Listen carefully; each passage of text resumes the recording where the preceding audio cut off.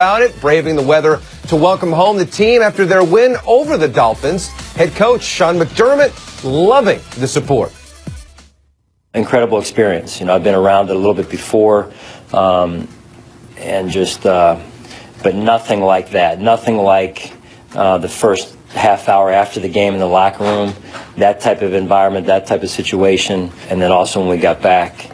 Let's not forget it was -6 degrees, I think, on my dashboard, and it wasn't 8 p.m., it was 2 a.m., so there's little kids out there. It was pretty neat.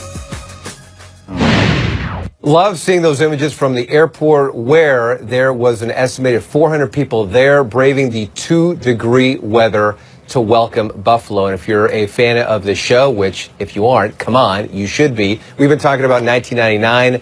And we should coincidentally mention that Limp Bizkit released in 1999, Nookie.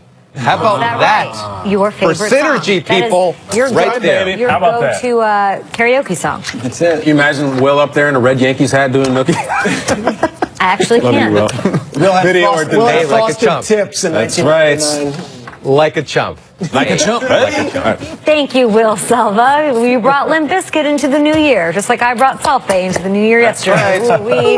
We need to rewind, restart, re-kick it off. All right, let's talk about the new year. The new year brings in a new season, the postseason, and while the Week 17 finale still feels a little bit fresh, we've got Wild Card Weekend right around the corner, and we here at NFL Network have reporters all across the country, coast to coast, bringing you all the very latest. Let's kick it off with our very own Alex Flanagan. Haven't talked to her for a while. She's with the Seahawks, who just finished, and they're on the outside looking in.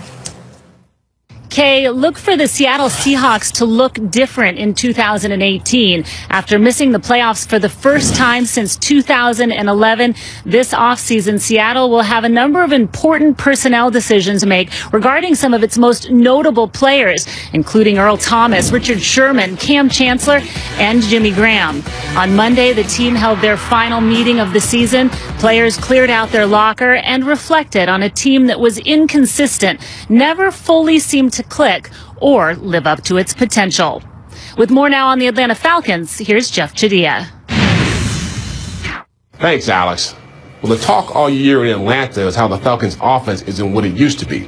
But people aren't talking enough about the Atlanta defense. That unit was able to hold the Carolina Panthers to 248 total yards over the weekend, while also forcing Cam Newton into 3 interceptions.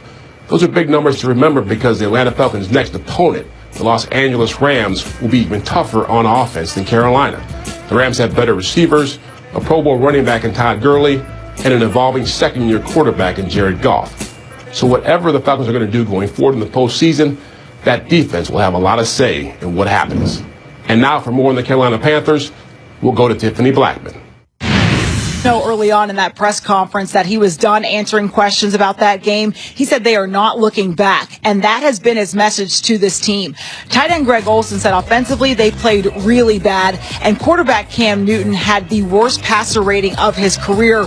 But Rivera said he expects him to play well against the Saints this weekend, and that he tends to bounce back after tough outings. So not only will Newton get a chance to bounce back, but this defense will get the chance to bounce back against the Saints. In both their losses to them this year, they allowed them to score more than 30 points. Now to Tom Pelissero in Jacksonville.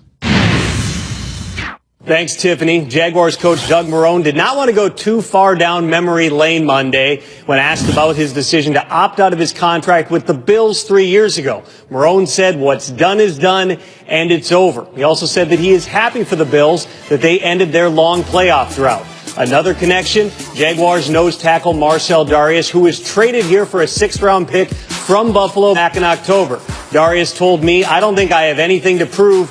They know me all too well. It's going to be a fun game."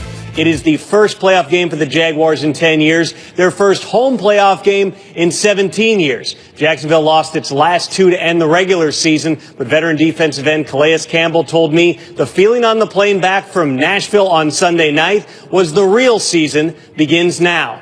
Back to you, Kay. Cannot wait for this game. Well said by Tom Pelissero. Their revenge games for Marcell Dareus and Doug Marrone. A lot of ins and outs in this one. 1999, the last time the Jags won the division, also the last time the Bills got in. They're probably still celebrating up there in Western New York.